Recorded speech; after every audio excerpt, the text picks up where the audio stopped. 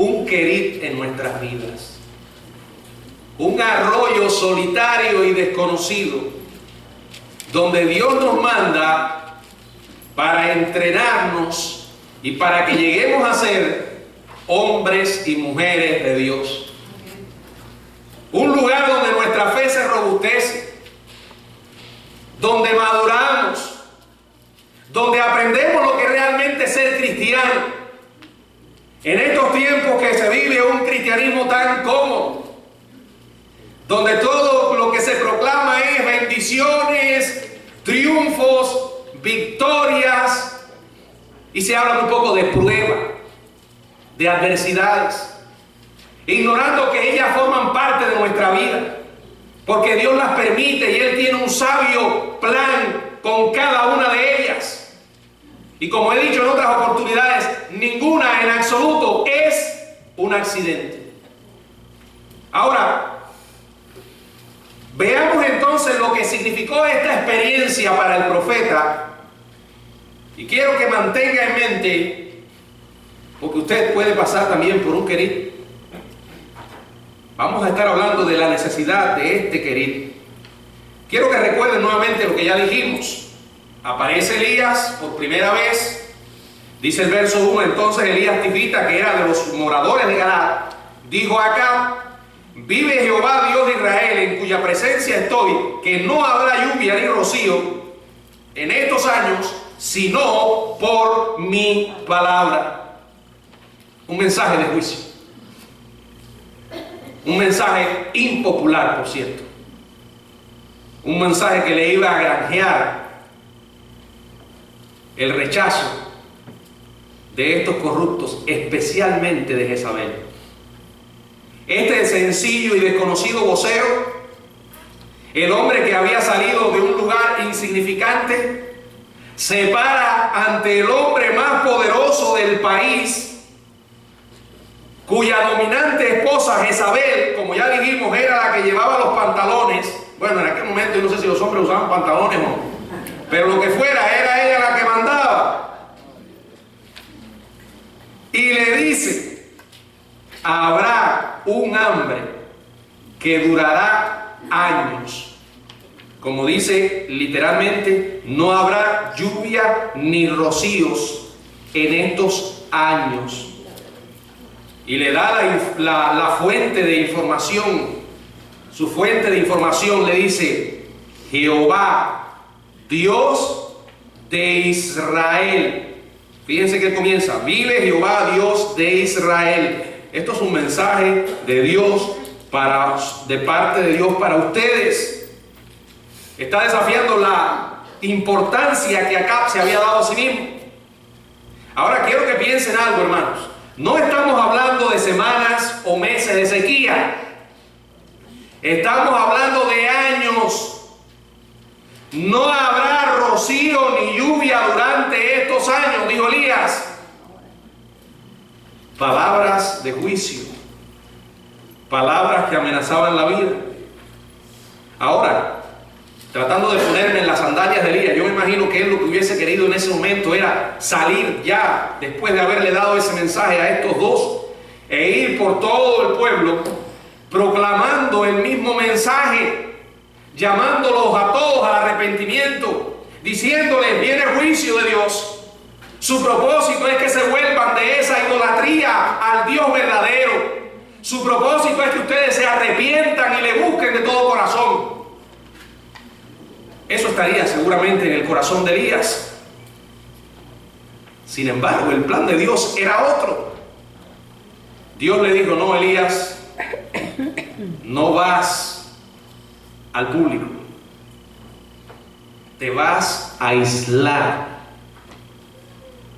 Muda a Elías del palacio a un escondite que él había escogido.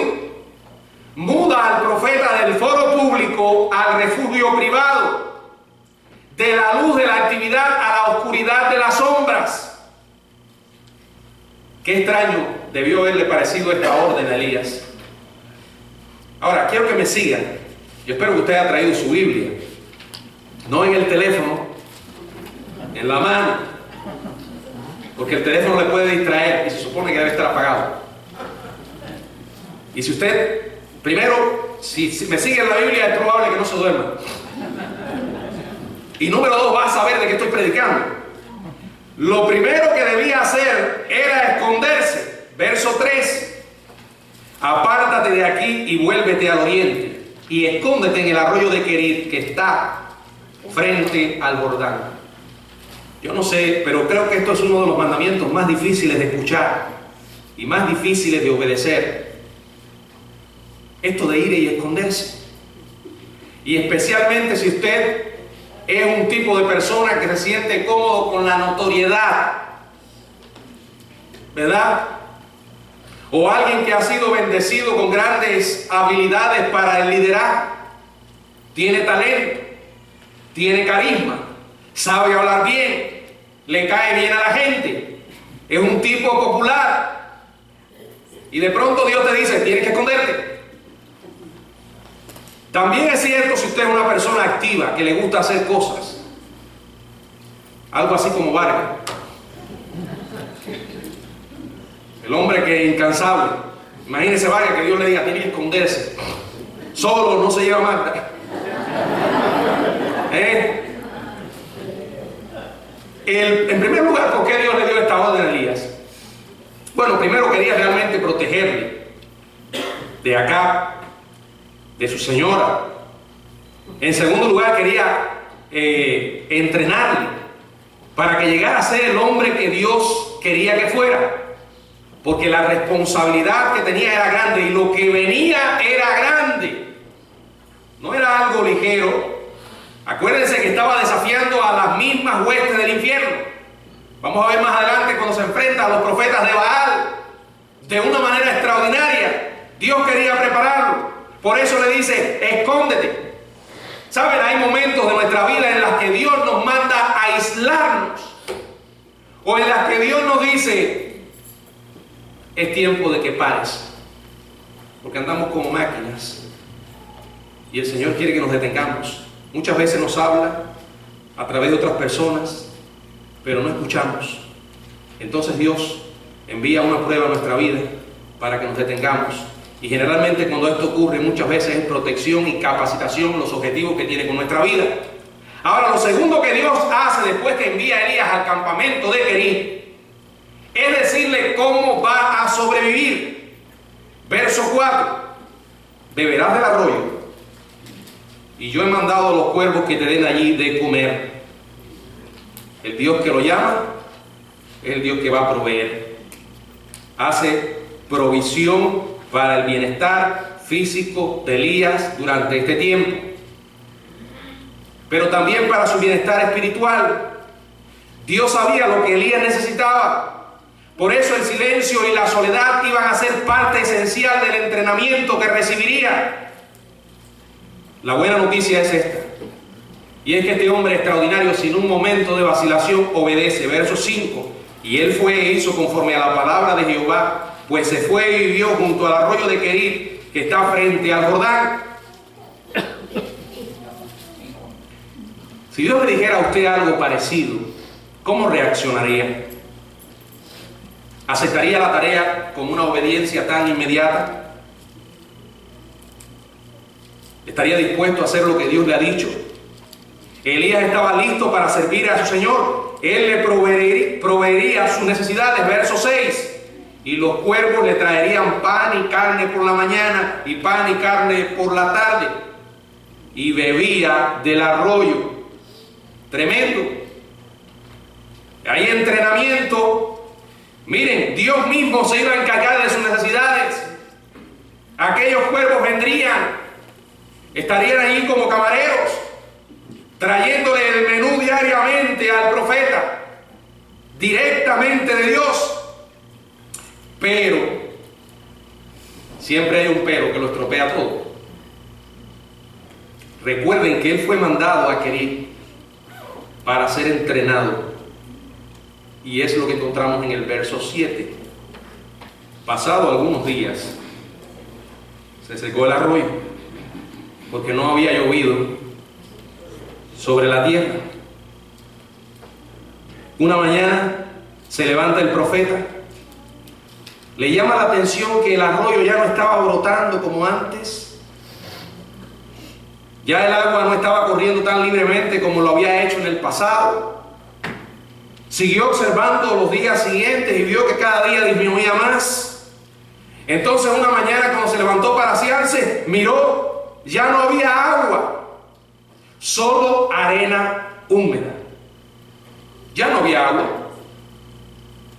No sé si usted habrá tenido la experiencia de levantarse en la mañana y abrir la llave, el grifo, para buscar agua y no hay.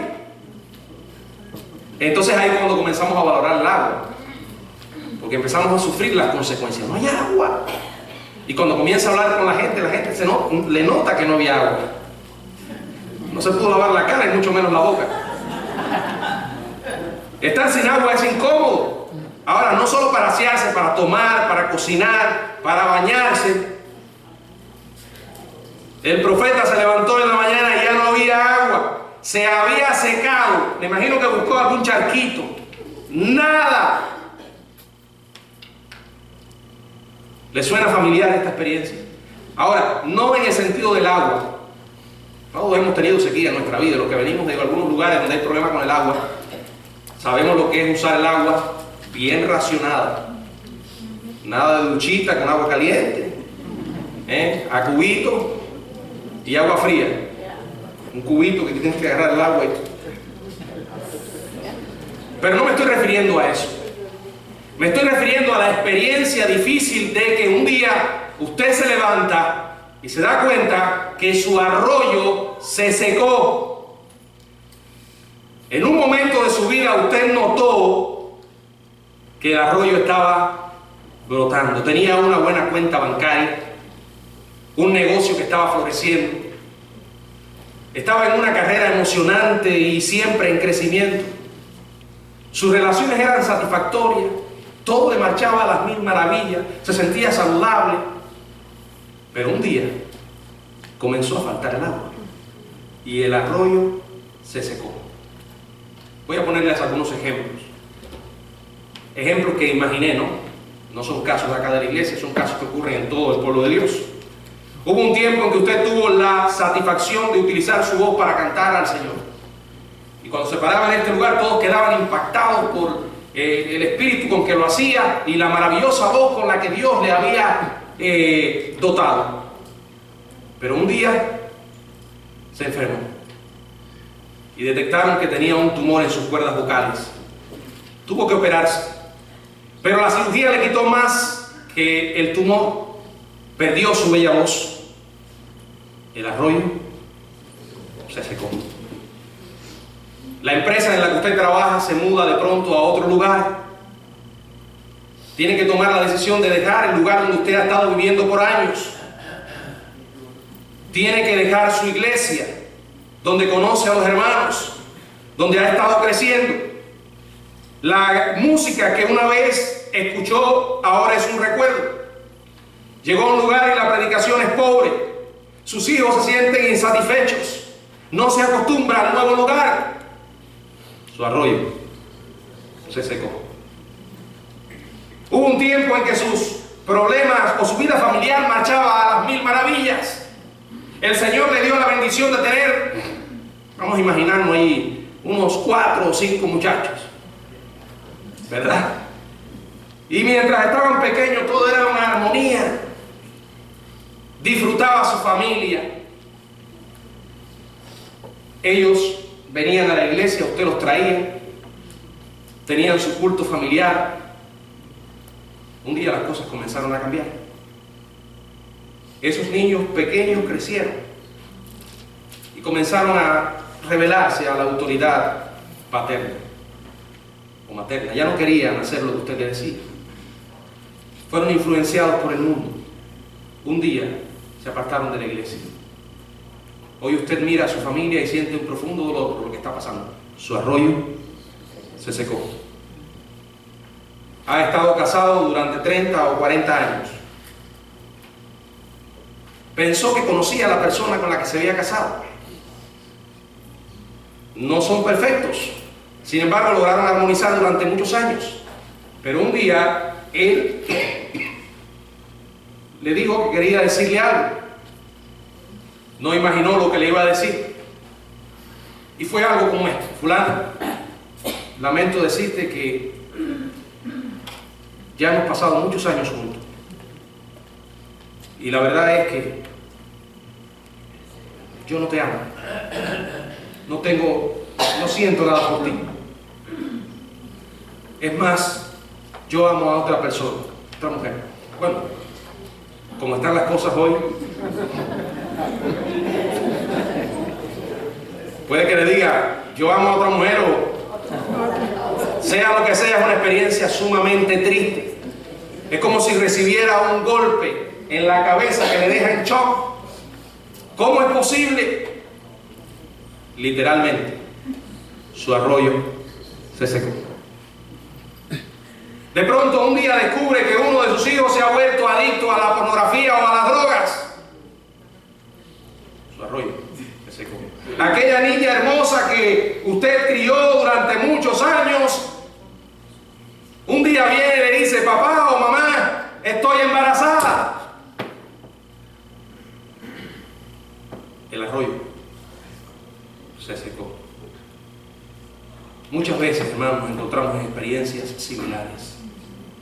Y algo muy similar a esto que le pasó a Elías y todos estos casos que hemos estado contando, fue lo que le sucedió a Juan Bunyan allá por el siglo XVII en Inglaterra. Por predicar contra la impiedad que había en su tiempo, este puritano, porque era uno de los puritanos. Cuando hablamos de puritano no es el sentido que se le da a la palabra hoy.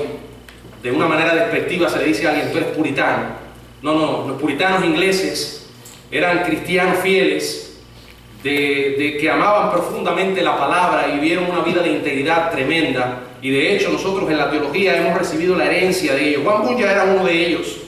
Un hombre que se levantó en su tiempo para predicar contra la impiedad. Tuvo que pagar un precio. Lo echaron a la cárcel.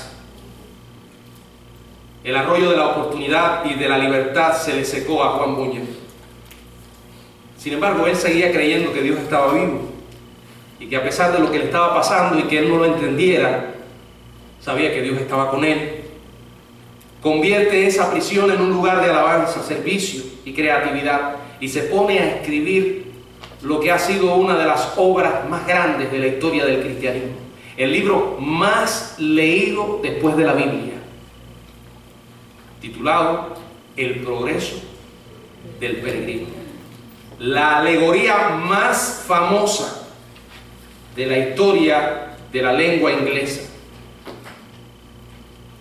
Los arroyos secos, amados hermanos, no eliminan de ninguna manera el plan providencial de Dios. El hecho de que te encuentres con un arroyo seco no significa que te le escapaste a la providencia de Dios. Que Dios se distrajo en un momento y ahora estás sufriendo tú las consecuencias de esa distracción. Él es soberano y es soberano por siempre. Ahora Elías estaba en una situación difícil. El arroyo se le había secado. La pregunta es, ¿se había olvidado Dios de él? ¿Se ha olvidado Dios de usted por lo que vive hoy? Porque ya no ve el agua fresca y cristalina brotando de ese arroyo. Bueno, al considerar este segmento de la vida de Elías, hay dos ideas que me vienen a la mente y quiero enfatizar. Primero, el Dios que da agua es el mismo que también puede decidir no darla. Ese es su soberano derecho. Una vez que somos bendecidos, creemos que Dios tiene toda la obligación de continuar bendiciéndonos. ¿No ha pasado eso? Porque Dios le da agua ahora, ¿usted cree que tiene el derecho a seguir recibiéndola siempre? Nuestros sentimientos humanos nos dicen que una vez que nuestro Padre provee, que nuestro Padre nos bendice con algo, Él tiene que hacerlo siempre. Cuando nos encontramos en una situación difícil, comenzamos a pensar que se olvidó de nosotros. Y esto nos lleva a volvernos personas resentidas y pensar, ¿cómo pudo Dios olvidarse de mí? quiero decirle, amado hermano, que si usted es realmente un hijo de Dios, Él nunca se va a olvidar de usted. Y quiero decirle algo sobre ese arroyo que se le está secando, o ya se le secó. Cuando un arroyo se seca, recuerda estas dos cosas. Dios sigue vivo y muy bien. ¿Escuchó? Dios sigue vivo y muy bien. Y en segundo lugar, a pesar de que el arroyo se le haya secado, recuerde esto: Él sabe lo que está haciendo. Dios no se olvidó de Elías. Allí en aquella parte oriental del río Jordán, junto a aquel arroyo llamado Querit, aquel que se convirtió en un lecho seco de arenas y piedras, allí estaba Dios con él. A Job se le secó el arroyo. Y se lo dijo a la mujer, cuando la mujer le dijo: maldice a Dios y muérete. Como las mujeres fatuas hablas. ¿Acaso vamos a recibir de Dios solamente el bien y no el mal? En segundo lugar,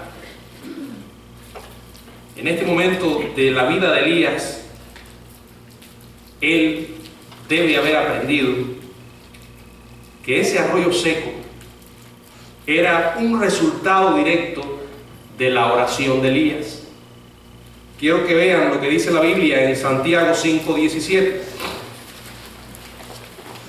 Santiago 5:17 dice la palabra: Elías era hombre sujeto a pasiones semejantes a las nuestras. Yo cada vez que leo esto, le doy gracias al Señor porque está escrito en la Biblia. Me llena de esperanza. Elías no era un superhéroe, no era una especie de Batman o Superman, era un ser humano. Lo aclara la Biblia. Era un hombre sujeto a pasiones semejantes a las nuestras y oró fervientemente para que no lloviese, y no llovió sobre la tierra por 3 años y 6 meses. Si usted hubiese leído nada más la segunda parte de este versículo, estoy seguro que lo primero que diría es: pero ese era Elías. Claro, Elías. ¿Cómo voy yo a orar y va a pasar lo que pasó con Elías? El Señor, antes, conociendo nuestros pensamientos, se nos adelanta diciendo: Elías era hombre sujeto a pasiones semejantes a las humanas. Él oró para que no lloviera, y no llovió durante 3 años y medio. Por consiguiente, el arroyo seco era una indicación de que aquello por lo que él había orado se había producido. Era el resultado de su propia oración. Hagámoslo personal. Usted y yo oramos por muchos motivos. Hacemos peticiones por necesidades físicas,